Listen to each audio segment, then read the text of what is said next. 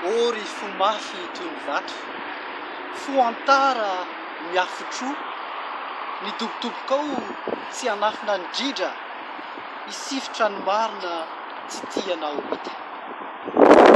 Ory fo mareny mitomany, disaka alahelo no hoe mpanenenana, ny ambezo sy ovitrovitra sisa ifofona hafaliana. Ory fo mahery, sasy tia sedra, anjoanina anio, antoanina ampitso, horaiketina an-takelaka, ny fitiavanao farejo midorehitra, ny kampo.